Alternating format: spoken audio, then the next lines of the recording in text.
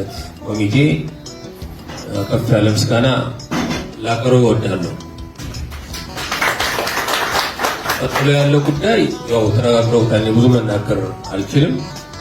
ዋና ባለፈው ተፈናቃይ ይመለስ አይመለስ የሚል ምንም ጥያቄ የለም። ይመለስ፣ ነገር ግን በማህበረሰቡ የቀረበው ጥያቄ እንደነ ዋኛው ያቀረቡት ነው። በአፈታቱ ላይ እንዴት ዝርዝር አፈታቱ እንዴት ይሆን ይቀበል ካልሆነ በአጠቃላይ አቅጣጫው በመርሆ ላይ ምንም ልዩነት የለንም ማለት ከእውነት ከፍትህ ከሚዛናዊ ንቁም ጉዳዩ ግን ሰላም ለሁላችን ስለሆነ የወልቃይት ጠገዴ የአማራ ማንነት ኮሚቴም ቢሆን በጦርነት ጉዳያችን እንድንቋጭ የሚላል ጉዳያችን በሰላማዊ በዲሞክራሲያዊ መልኩ ህገ መንግስታዊ መሰረት አድርገን ነው አንጠልጥለን ጉዳያችን በሰላም እንዲፈታ ነበር። የትግራይ ሲቪላን ሰዎች በመፈናቀል እኛ በምትኩ ከቤታቸው እንኖራለን የሚል ማለት ነው። ጉዳዩ ህወሓት ወዳልሆነ ወደ ተወሳሰበ ወሰደው። በለመደው የጫካ አሰራርን ተጠቅሞ ሰውን ለማፈን ሰውን ለማጥፋት ለመግደል ሞክሮ ካልሆነ ህዝቡ በሰላማዊ መንገድ ነበር የጠየቀው። ያ ጥያቄ ወደዚህ ውስብስብ አምጥቶ እንግዲህ ተከትሎ ጦርነቱ መጥቷል። እኛ በአጋጣሚ በጣም ረጅም ጊዜ እንታገላለን ብለን አስበን የነበርነው በአጭር ጊዜ በእግዚአብሔር ፍቃድ ነው።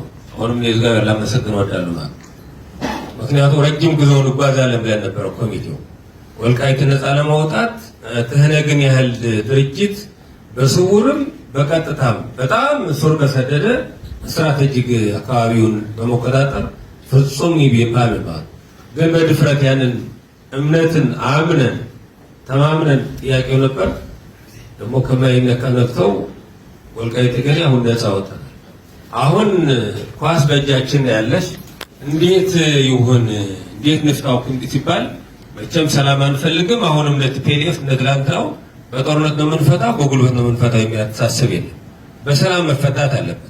ቀጠናውን ሰላም እንዲሆን ይሄን ኮሪደር የወልቃይት ጠገዴ ብቻም አይደለም የጎንደር ብቻም አይደለም የሀገር ኮሪደር ነው። ይሄን ኮሪደር ከተባላሸ ሌላው ይባላሽ ይችላል። እንደገና እንደተባለው አካባቢው የልማት አካባቢ ነው። ማህበረሰቡም ሰላም ወዳድ ነው።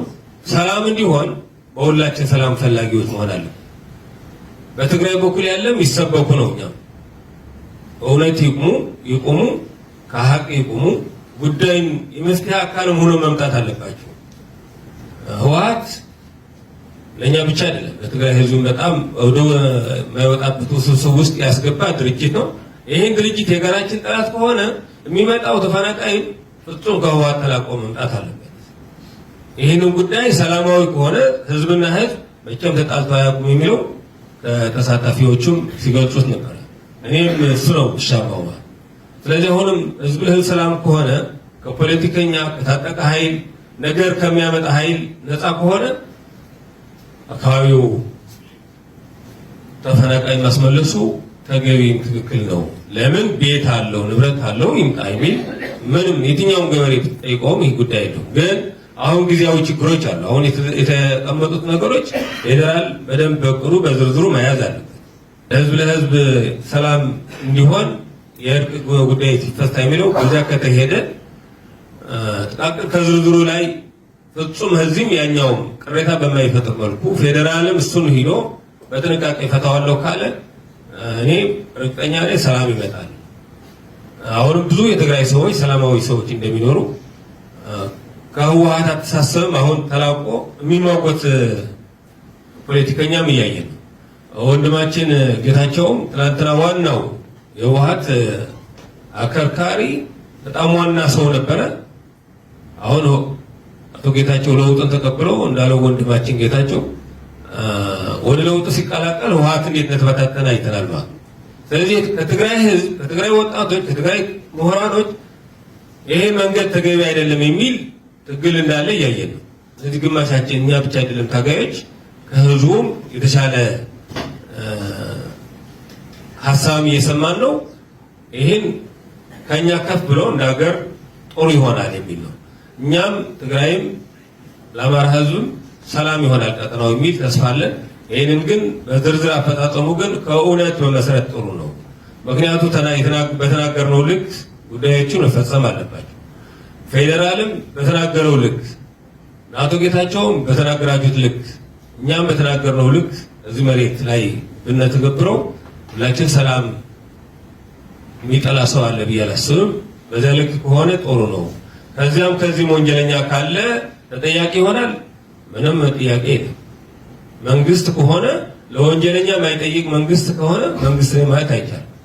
ስለዚህ እሱ ላይ የሚያጠራጥር ነገር አለ። እንደተባለው እኔ እውነት ማይካድራ አሁን አንዳንዱ ህዝቡ የገጠመን ጥያቄ ምንድነው? ውሃት ትላላችሁ።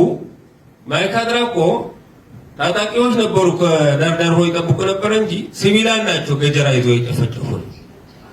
እነዚህ ሰዎች እንዴት ደፍሮ ይመጣሉ? አሁን እንደዚህ ያለ ገጀራ ይደበደብ ነበር የተባለ ሰው መቼም ሲቪል ቢሆንም ተመልሶ ማይካድራ መጥቶ ይገባል ብዬ አላስብም። ወይ ወደ ሱዳኑ ይጠፋል እንጂ ተመልሶ መጥቶ ታሰራለሁ ብሎ አይመጣም። ግን እኛም አጥርተን መያዝ አለብን የሚለው በውይይታችን በደንብ ተነጋገርን። ስለዚህ ጥፋተኛ የተባለ ከየትኛው ቀበሌ ከየትኛው ቀጠና ነበረ ማን የሚባል ነው የሚለው የማንነት ኮሚቴ እየያዘ ነው፣ ማህበረሰቡ እየከሰሰ ነው። አንዱ እሱ ነው። በሌላ መልኩ ለአቶ ጌታቸው እንኳን አይጠፋውም። ለአቶ መሐመድ ግን ከዚህ ከሰቲት ማህበረሰቡ ምን ገጥሞናል? ከ1500 ቤቶች ህወሓት በአዋጅ ቀምቶ ለዚህ ለነበሩ ነዋሪዎች ቀደም ሲል ከለውጥ ከደርግ ውድቀት በኋላ አድሎታል። ቤታችን ከአሜሪካ መጥተው ይጠይቃሉ፣ ከሱዳን መጥተው ይጠይቃሉ፣ ከተለያዩ መጥተው የሚጠይቁ ሰዎች አሉ። አሁን 1500 ሆኗል ቤቶቹ ማለት። ስለዚህም ቤት እኛ ይገባናል። ተገፍተን ቤታችን ከኋላ ነው ህወሓት መሳፍንት ናቸው ይደናቸው ምናምን ናቸው እያለ መሬታችን ቤታችን የሰጠና እሱ አሁን እንዴት ነው ትመልሱታላችሁ አትመልሱ ቤታችን የሚልም ሌላ ጥያቄ አለ። እኛ አሁን አስተዳደሩ ይህን በይደር ብለን ዘግተን ያለ አንዱ ህጋዊ እውቅና ሲሰጠን መንግስት እንዴት ይሆናል እንደዚህ ጥያቄዎች ይዘናል። የትኛውም አይነት የትግራይ ቤትም ቢሆን መሸጥ መለዋወጥ ይቁም ብለን ነበር። አሁን አንዳንዱ ከትግራይ ሰዎች ግን በጣም በውክልና ከአዲስ አበባ ይላካሉ ምናምን ያደርጋሉ እንሸጣለን ቤታችን ምናምን የሚል አሁን ቅርብ ጊዜ ይፈቀድነዋል። ግን እንዲህ አይነቶች ጥያቄዎች በጣም ብዙ አሉ መፈታት የሚገባቸው ከዝርዝርም ታይቶ እንዴት ይሆናል የሚለው እና እሱን እዚህ መራ ያሉ ሰዎችም ማስተር ፕላን አለው ከተማው ወር ሚኒስተሩም እኛ አሁን ለመደልደል ሙያተኛ እጥረት አለ፣ የካፒታል እጥረት አለ። ይህን ጉዳይም ተልተሎ ተብሎ እነዚህ ሙያተኞች ከተማውም እንደ አዲስ መሬትም ንስጥና ያለው ከቤት ያለው ሰው ላውጣው ወደዛኛው ከተባለም ይሄ ሙያተኛም ያስፈልጋል ማለት ሰው እኛ ቤት መሬት መስጠት አለብን ብለን ለስራጥር አስበናል። ግን ካፒታል ያስፈልጋል፣ ሙያተኛ ያስፈልጋል። የዓለም አቀፍ ከተማ ነው እንዳናበላሸው አሁን ብታጉዙን በቅዳችሁ ይዛችሁ ብትሄዱ ጥሩ ነው የሚል ነው። ከዚያ በተረፈ ግን የተባለው በጣም ስለተናገረ በጣም ነው የምናመሰግነው። መሬት ላይ አፈጻጸሙ ላይ በደንብ ሁላችሁም እኛም እናንተም ከሰራን የተግባራዊ ይሆናል የሚል ሀሳብ አለ። ያመሰግናል። ፌደራል ሆኜም ብቻ ሳይሆን እንደምታውቁት ኃላፊነት በተሞላበት መልክ ነው መመለስ ያለበት የሚል አቋም ረዥም ጊዜ ነበረኝ። መገላገል ነው ልትሎ እችላለሁ፣ ዋጋም መቀፍ ይበታል። ተዋልተን እናስገባ። ስለዚህ ከወንድሞቻችን ጋር መኖር የሚያስችል ሁኔታ መመቻቸት አለበት ነው የሚለው። አሁንም ዋኛው ካልሆነ የምነሳ ከማንም በላይ የሚጠቀመው ሰላሙ የሚረጋገጥለት ልማቱ ወደ ትራክ የሚመጣለት የዚህ አካባቢ ህዝብ ነው። ይህንን ነገር ማድረግ እንዳልከው ራሳችን ብናደርገው ይሻል ነበረ ብለሃል። ትክክለኛ ነጥብ ነው ይመስለኝ። መቻኮል ሳይሆን የስራ ክፍፍል አለ። አትሊስት ይሄ የተጀመረው ሂደት እንዳለው ፌደራል መንግስት ይሄ መደረግ አለበት፣ የፕሪቶሪያ ስምምነትም በዚህ መልኩ መደረግ አለበት ብሎ ያለው ነው። እስካሁን የተደናቀፈበት ምክንያት መገም አልፈልግም። ምን የሚባል ኃይል ምን ማድረግ እንደሚፈልግ በተደጋጋሚ እያወራን የመጣው ስለሆነ ይሄ ከህዝቡ ጋር የሚያገናኝ ነገር አለው ብለን አንወስድ። ከወልቃይት እና ከጸገዴ የተፈናቀለ ሌላ አካባቢ ሱዳን የሚኖር ሌላ አካባቢ የሚኖር መመለስ አለበት። ወርክስ ፕሮግሬስ ተፈናቃይ መመለስ ማለት ተፈናቃይ ወደ አገሩ ለመመለስ የሚያስችሉት ሁኔታዎች ፈጥረ ማቋቋም መቻል ማለት ነው። ለቁጥሩ አላውቅም። ስለዚህ ከዚህ በጦርነቱ ምክንያት የተፈናቀሉ ተወላጆች ይመለሱ ብቻ ሳይሆን በአንድ ወይም ሌላ ምክንያት የተፈናቀለ የዚህ አካባቢ ተወላጅ በሙሉ መመለስ የሚችልበት ሁኔታ መፍጠር ይቻላል። ከሱዳን ሲሆን ከሌላው አካባቢ መመለስ ይቻላል። ይህንን እናስቁመው ነው። ከዛ በኋላ አይ በቃ ተኩሼ ካልገባሁ በስተቀር አይዋ እኔ አላምንበትም አልኳል። አስተዳዳሪ የሚባለው አስተዳዳሪ ይዤ እገባለሁ ይላል። እኔ ጠቤ ምንድን ነው የትኛውን አስተዳደር ይዘት ነው? ሁመራ ከለቀቅነው 5 ዓመት ሞልቶት የነበሩ አስተዳዳሪዎች አንዳንዶቹ በፈቃደኝነት ወደ እናንተ ገብተዋል። አንዳንዱ ከሁሉ ነው። አስተዳዳሪ ሰሞኑን ተመርጠው ከሆነ ሰፈር የመጣ አስተዳዳሪ ቃፍታ ምን እንደሆነ የማያውቅ ሰው አስተዳዳሪ ተመድቧል። ቃፍታ አውቃለሁ። ቃፍታ የት ነው? ጨረቃ ላይ ነው? ወለጋ ነው? በፍጹም የማያውቅ ሰው የቃፍታ ማሐዳሪኻ ተዋሂል ብደር ፍቅር ይመስለኩ ባይሆን አሁን አይቀበሉን እናንተ ባትቀበሉ እያልን ያለ ነው።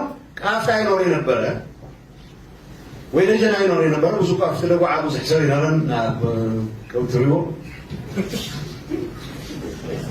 ኣብ ዓዱ ክምለስ ግን ክንሰርሕ ኣለና ዝያዳ ነቱ ለእኔ ማተር የሚያደርገው አስተዳዳሪ ይዤ እገባለሁ ግን ውሸት ነው። የምን አስተዳዳሪ? ጸጥታ ለማስጠበቅ መተማመን ከፈጠርም ጸጥታ የሚያስጠብቀው መከላከያ ነው። እኔ ግን ትግራይ በሙሉ አካባቢዎች ሲሄድ የሚገርመኝ ነገር አለ። ፓርቲ ሆኗል አሁን እንጂ ብዙ ሰፈሮች አረና፣ አንድ ወያነ፣ ስምረት ወዘተ ነው የሚባሉት። ታሪካዊ ስሙን ለምን ትቀይራለህ?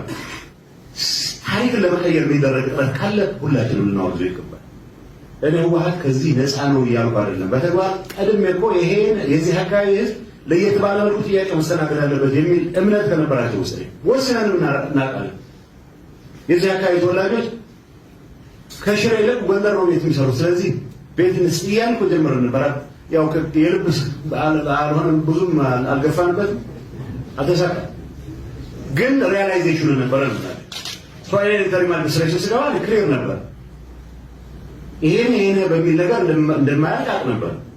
ህዝቡን አወያይተህ ህዝቡ አምኖበት ተፈናቃይ የሚመለስበት የህዝቡ ጥያቄ ደግሞ ስርዓት ባለው መልኩ ይስተናገድበት ነገር መፈጠር እንዳለበት ማመን መቻል አለበት። ከተማ እንኳን በሰላም መጣችሁ። የምንነጋገረውም ሰላም ሚኒስቴርን ይዘን ነው ማለት ነው። ስለዚህ ስለ ሰላም መዘመር ያስፈልገናል። ዋናው አጀንዳ በባለፈው ፌደራል ላይ በነበረን ውይይት 5 ነጥቦች ላይ የጋራ አድርገን የወልቃይት ጠገዴ ሰቲት ሁመራ ዞን አስተዳደር ባለፉት 5 የነጻነት ዓመታት በአማራ ብሔራዊ ክልላዊ መንግስት አስተዳደር ሆኖ እየተመራ የማንነት ኮሚቴው አስተዳደሩን ምክንያቱም በህዝብ የተመረጠ አስተዳደር ስለሆነ ኮሚቴው ሲጠይቅ የነበረው ቅድመ ለውጥ በህዝብ ተመርጦ ነው። ስለዚህ የተቋቋመው አስተዳደር ደግሞ ሰላምንም ልማትንም ሀገርንም ደጀን መከታ ከሆነው ሀገር መከላከያ ጋር ሆኖ በጋራ በቅንጅት ሰላሙን እያስጠበቀ ቆይቷል ማለት ነው። ስለዚህ ወልቃይት ጠገዴ ሰቲት ሁመራ ዞን አስተዳደር ለሰላምም ለልማትም አርበኛ መሆን አለበት። አንድ ነገረኛ በተለይ ደግሞ ቲፒኤልኤፍ አንዳንዴ የሞተን ደግሞ ደጋግሞ ስትነግረው ህይወት ያለው እንዳይመስል ቲፒኤልኤፍ ሞቷል። የሞተ ሀሳብ ነው ያለው፣ ጸረ አብሮነት ነው ያለው፣ ጸረ አንድነት ነው ያለው፣ ጸረ ሰላም ነው። ስለዚህ ህወሓትና ሰላም ጠበኞች ስለሆኑ አቶ ጌታቸው ደግሞ ይሄን የማያስቀጥል ነው ህወሓት። ስለዚህ ለውጥ ፈልጋለሁ ብለዋል። ያላችሁት ልክ ነው። እንግዲህ ወደ ለውጡ ተቀላቅለው በአማራና በትግራይ ሰላም እንዲወርድ ህዝቦች መገናኘት አለባቸው የሚለው ማንም የሚጠላው ነገር የለም። ስለዚህ ስለ ሰላም ስንነጋገር ዘላቂ ሰላምና አብሮነትን የሚያረጋግጠው መንገድ መከተል ተገቢም አስፈላጊም ነው ማለት ነው። ስለዚህ ለሰላም ንግግር ከሆነ ልባችንም አእምሯችንም ክፍት መሆን አለበት። ስትቀራረብ ነው ችግርህንም የምትነግር የምታስረዳው የሚለየውና መፍትሄ የምታበጅለት። በዚህ አግባብ ያለፈው ጦርነት ይበቃል ተብሎ በፕሪቶሪያው የሰላም ስምምነት የተዘጋበት ይሄ ፕሪቶሪያው ሰላም ስምምነት ደግሞ ሙሉ ወደ ተግባር እንዳይቀየር ደግሞ የሚፈልግ ኃይል ተፈጥሯል ማለት ነው እንጂ በፕሪቶሪያው ሰላም ስምምነት ሙሉ እንዲተገበር ኢትዮጵያ አሸናፊ የሆነችበት ሰነድ ነው። ይሄው ቢተገበር ሁላችንም ተጠቃሚ የሚያደርግ ሰነድ። ይሄ ግን እንዲተገበር ስለማይፈልግ ይሄ ኃይል አሁንም ቢሆን ከሰላም ያፈነገጠ የኃይልና የጉልበት አማራጭ የሚከተል ቡድን በመሆኑ ይሄ አዋጭ መንገድ አይደለም፣ አክሳሪ መንገድ ነው። መታገል አለብን ሁላችን። በሰላምና በህግ የሚፈታ እንጂ በጉልበትና በኃይል የሚቋጭ ችግር የለም። ከዚህ የሚያወጣ መንገድ እንከተል፣ ውይይት እናካሄድ። ያልተቋረጠ የህዝብ ውይይት ያስፈልገዋል። ባለፉት 3 አስርተ ዓመታት የተፈጸሙ ግፍ እና በደሎች በጣም አነጋጋሪ፣ አሳሳቢ፣ ለአንዳንዱ ጆሮ ለመስማት የሚሰቀጥጡ ለማየት የሚዘገኑ እልፍ አላፍ ግፎች የተፈጸመበት ምድር ነው። ይሄ እውነት ላይ መቆም፣ ፍትህ ላይ መቆም በጣም አስፈላጊ ለመግባባት። ስለዚህ በወልቃይት ጠገዴ አርማጭሆ ባህል አንድ ነፍሰ ገዳይ ከገደለ በኋላ ገዳይ ነው የሚሸሽ። ገዳይ ይሸሽና ተመልሶ ከባለደሙ ጋር ሳይታረቅ ስምምነት ሳይፈጥር እርቅ ሳይፈጽም እንትን አይሆንም፣ ሰላማዊ ኑሮ አይኖርም ማለት ነው። ስለዚህ ሰላማዊ ኑሮ ለመኖር አላኖር ያለው ደግሞ ይሄ ቡድን ይሄ መወገድ አለበት፣ ግፈኛው መዋቅር ስለሆነ ይሄ ቲፒኤልኤፍ የሚባለው። ትናንትና ባጭሩ የትግራይ ተወላጆች ክቡር ሚኒስትር መረጃ እንዲኖራችሁ አዋይተናል። የእነ ኮሎኔል ማለት ነው። በወልቃይት ጠገዴ ሰቲት ሁመራ ዞን በሺህ የሚቆጠሩ የትግራይ ተወላጆች አሁንም አሉ። ትናንትና በግልጽ በሚዲያ ማየት ትችላላችሁ። አነጋግረን አዋይተናቸው በጣም ከዛ ስለሚኖረው ህዝብ ህወሓት ከወልቃይት ጠገዴ ህዝብ በላይ ወይም ትይዩ ለትግራይ ህዝብ እየበደለው ነው ያለ፣ እየነገደበት ነው ያለ። ይሄ ሊቆም ይገባል፣ እኛም አንደግፈው የሚል በጣም ታሪክ አዋቂዎች አሉ። የወልቃይት ጠገዴ ህዝብ ደግሞ ጥያቄ ትክክል ነው። እኔ በ1959 የመጣሁት ለአባት አፈረ የሚባሉ በጣም የሚገርም ውስጥ የሚነካ ለዚህ አሳስ ስመጣ ማን እንደነበር አውቃለሁ። ወልቃይት ጠገዴ እኔ ለስራ መጥቻለሁ። በ1963 ኃይለ ሚካኤል የሚባለው የሚመጣ ማለት ትናንትና ወይ ቃል በቃል ያለውን ነው። እውነት ላይ መቆም ጥሩ ነው። እርቅ ልብህ ይሽራል፣ ሰላማዊ ኑሮም ይገልጣል፣ ተስማምቶ መኖርም መንገድ ይጠርጋል። ይሄ ስለሚጠርግ ከእውነት ላይ እንቁም ብለን ትናንትና ከትግራይ ተወላጆች ጋር በግልጽ ተነጋግረናል ማለት ነው። ስለዚህ በነበረው በሰሜኑ ጦርነት ተደናግሮ ያኔ ቲፒኤልኤፍ የፈጸመው ግፍ በመከላከያችን የሀገር ክህደትም ነው። በማይካድራ ላይ የፈጸመው ሲወጣ የገደላቸውንም ባለሀብቶች ቀላል አይደለም። ግን የወልቃይት ጠገዴ ስነ ልቦና አቃፊነትንም ደጋፊነትንም ስላለ ህዝብ ጠላታችን አይደለም በሚል በሺህ የሚቆጠሩ አሁን ድረስ አሉ። ተደናግረው የሄዱትም ተመልሰው አሁንም ወልደው ከብደዋል ማለት ነው። አሁን በዚህ 5 ዓመት ህፃኗ ሁሉ ነበር ትናንትና መድረኩ ላይና በሰላም የሚኖር ማንም ይጠላ የለም። በዚህ ወልቃይት ጠገዴ ትንሿ ኢትዮጵያ ናት ብለን ስለምናምን በዚህ ደግሞ አንዱ የትግራይ ተወላጅ በሰላም የሚኖርበት ቀጠና ነው ማለት ነው። ሌላው ኢትዮጵያ ብሔር ብሔረሰብ አሁንም እየኖረበት ያለ ነው። በጋራ በቅንጅት ይኖራልና አትሄዱም፣ ወዴት ነው የምትሄዱት? ይሄም ሀገራችን ነው፣ እኛ በኢትዮጵያ ምናምን ነው፣ ለምንድን ነው የምትሄዱት የሚሉ ጭምርት ትግል ያደረገ ነው አስተዳደሩ ማለት ነው። ስለዚህ ወልቃይት ጠገዴ ሰቲት ሁመራ ዞን አስተዳደር አንዱን ገፍቶ ሌላውን ተክቶ መሄድ አይደለም፣ አይገፋም። ጠባችን ከህወሓት ጋር ነው ከህዝብ ጋር አይደለም ብሎ ለይቶ ነጥሎ የሚታገል ነው። በዚህ በመሆኑ አሁንም ድረስ የሄዱትንም ተፈናቅለው የሄዱትንም አሁን ተመልሰዋል። አትሄዱም ብለን ደግሞ አስቀርተናል። ቃል በቃል እናት ያለችው ትናንትና ህፃኗን ይዛ እኔ አትሄጂም ብሎ ያስቀረኝ የአማራ ሴት ናት፣ ጎረቤቴ ናት፣ አሁንም አለች። ይኸው አሁን ወልጄ የ3 ዓመት ልጅ ያለው አሁን አለች ከኔ ጋር ሆናለች። እና ህዝቦች አልተጣሉም የሚለውንም በደንብ መያዝ አለበት። እያጣላ ያለው ከፖለቲካ እንትኑ መውጣት አለበት። ትርክቱ እዛ የወጣ ህዝቦች የሚያቀራርብ የእውነትና የፍትህ ጥያቄው ላይ እንጂ በጉልበትና በኃይል የሚፈታ ነገር ስለሌለ ይሄን በአግባቡ መያዝ ይኖርብናል። ስለሆነም ስለ ዘላቂ ሰላምና አብሮነት የሚናገር ሰው የዛም ቁስል ማግኘት በጣም አስፈላጊ ነው። የዚህም ችግር መፍታትም ተገቢነትም ነው። ይሄን ይዞ መሄድ ያስፈልጋል። ስናቋቁም ሁሉንም እኩል አድርጎ ማቋቋም አለብን። ባለፉት 5 ዓመታት ነፃነቱን አግኝቷል የወልቃይት ጠገዴ ህዝብ። ይሄ ነፃነት ካገኘ ማለት ጀምሮ ደግሞ በፕሮግራም ተፈናቃዮች ለመመለስ ከጎረቤት ሀገራት ጭምርት ሄደናል፣ አነጋግረናል፣ አዋይተናል። እንዳጋጣሚ ሆኖ እንዳለመታደል ነው ሱዳን አዋይተን ስንመጣ ፈረሰች ማለት ነው። ዜጎቻችን ለመመለስ ብዙ ርቀቶች እየተሄዱ ነበር፣ ግን ማቋቋሚያ ባለመኖሩ በጣም በርካታ ዋጋ እያስከፈለን ያለ። ስለዚህ ሰላም ያስፈልጋል። የወልቃይት ጠገዴ ህዝብ ትናንትም ዛሬም ነገም አጀንዳው ሰላምና ሰላም ብቻ ነው። ሲጠይቅ የቆየው በሰላም ነው፣ መንገዱ በህግ ነው የተከተለውም እሱ ስለሆነ ከዚህ ውጭ የጉልበት አማራጭ ይዞ ሲመጣ የወልቃይት ጠገዴ ህዝብ ብቻ አይደለም የሚታገለው፣ መላው ኢትዮጵያ ነው የሚታገለው። ምክንያቱም ቀጣናው ሀገረ መንግስትን በማጥናት ጉልህ ዋጋ ስላለው ማለት ነው። እና እነዚህ ነገሮች ለማምጣት የመጀመሪያው ማከም ያስፈልጋል፣ ውይይት ያስፈልጋል። መክሰም ያለባቸው ቁርሾች ደግሞ እንዲከስሙ የጋራ መድረኮች፣ የጋራ ውይይቶች በጣም ተገቢና አስፈላጊ ናቸው። ህወሓት ደግሞ እየሄደበት ያለው መንገድ የጦረኝነት ነው። የጦረኝነት ደግሞ አያዋጣም፣ የኢትዮጵያ ዕዳ ሆኖ ቆይቷል። አሁን ደግሞ የምናካሄደው ትግል ሰላም የሚያመጣ መሆን አለበት። ሰላማችን ደግሞ ሰፍቶና ጠልቆ እንዲሄድ የህዝቦች መቀራረብ በጣም መሰረታዊ ነው።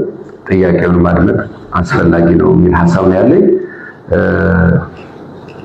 በመጨረሻ የወልቃይት ጠገዴ ህዝብ ጥያቄ ማንነት እንጂ የመኖሪያ ቤት አይደለም። የወልቃይት ጠገዴ ህዝብ በጣም ኩሩ ጎንደሬ ነው። የራሱን አይሰጥም፣ የሌላውን አልፎ አይጠይቅም። ይሄ በጣም ያደግንበት ተኮትኩተን ያደግንበት ስለሆነ ማለት ነው። ከዚህ ፈቀቅ የሚል የለም። ሰውን የምንለካው በስነ ምግባሩ እንጂ የሰው ሀገሩ ምግባሩ ይላል እንጂ የዘር ግንዱ አይደለም። ባለፉት 27 ዓመታትን የተተከለብን ስለሆነ እሱን መንቀል የጋራ ነው። ኦልሞስት ተነቅሏል፣ መሰረት የለውም። ግን ሙሉ በሙሉ የዛ ተሸካሚ የሆነና አሁን አልጠፋም። ስለሆነ የወልቃይት ጠገዴ ጥያቄ ማንነት እንጂ የመኖሪያ ቤት አይደለም። ስለዚህ የመኖሪያ ቤቱ የገባ ሰው ህጋዊ የሆነ ምናልባት ቅድም አሁን መጨረሻ ኮሎኔል ያለው ሲከራከሩ የነበሩ አሉ። እስከ አባይ ወልዱ ድረስ ደርሰው መረጃቸው ይዘው ሲከራከሩ ጦርነት ተፈጠረ። እነዚህ ጭምር በጉልበት የሚጠቃቸው ሰዎች በህግ አግባብ መመለስ አለባቸው። የአንዱን ነቅሎ ሌላውን ተክቶ ነው የሰጠው። በህግ አግባብ ይለቅ ስንል ለህግ ታማኞች ስለሆን ህግ አክባሪ ስለሆን ለዚህም አጽንኦት ሰጥተን የምንሰራ ሰዎች ነን ማለት ነው እና ይሄን መያዝ በጣም አስፈላጊ ነው። በባለፈው አቶ ጌታቸው እንዳሉት እኔ ጥያቄ አለ ብዬ አላምንም ብለዋል። የወልቃይት ጠገዴ ህዝብ ጥያቄ አለው። አይ ቤት ሽሬ እናንተ ሰጠን ሲልቡን እንግዛው ተባለ። ገንዘብ ዕቃ እንጂ የወልቃይት ጠገዴ ስነ ልቦና አልገዛው፣ ማንነቱን አልገዛም ብዬ ነው የማምነው። ማንንም አይገዛኝ፣ ገንዘብ ዕቃ ነው የሚገዛው፣ ስነ ልቦና ሊገዛ አይችልም። ለዛም ነው ጎንደር ላይ እየወሰደ የወልቃይት ጠገዴ ሀብቱን ያፈሰሰ። በስነ ልቦና አይደለሁም፣ በመኖር በኢትዮጵያዊነት ግን መኖር ይችላላችሁ አሁንም ድረስ ይዞት እየቀጠለ ያለው። በዚህ መተማመን አለብን። ያን ህዝብ አቀራርበን እናኖረው እኮ ተፈለገ ከእውነትና ከፍትህ መቆም ነው። በዛን ጥሪያችንን እኛም ስናስተላልፍ እውነት፣ ፍትህ ጥያቄ እንዳለው ህዝቡ መታመን አለበት። መንግስታችን ያውቃል፣ ፀሐይ የሚሞቀው ስለሆነ በዚህ አግባብ ምላሽ ያገኛል ብለን እናስባለን። አስተዳደሩ ተጠናክሮ የሚቀጥል ነው።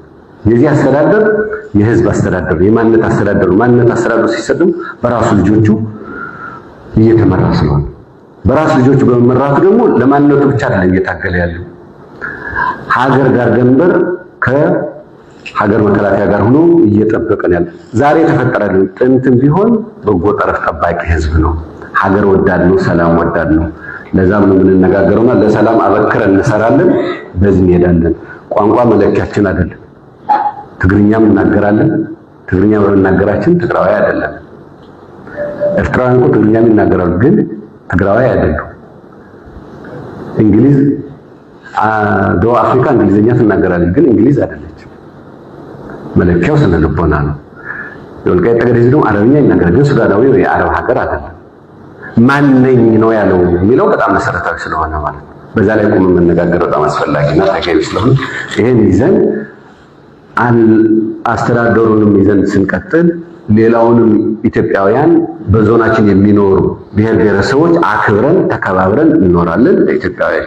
እንደ ኢትዮጵያዊነታችን ይሄ ሲሆን ዘላቂ ሰላም ያመጣል። አሁንም ተደናግጠው የሄዱት ወገኖቻችን መመለስ አለባቸው። በየትኛው አቅጣጫ ሰላም ስለሚያወርድ ሰላም ስለሚፈልግ ግን ንግግር ያስፈልጋል፣ ምክክር ያስፈልጋል። ጥያቄው ደግሞ በዘላቂነት በህግ አግባብ እንዲፈታ መንግስታችን ያስቀመጠው አቅጣጫ አለ።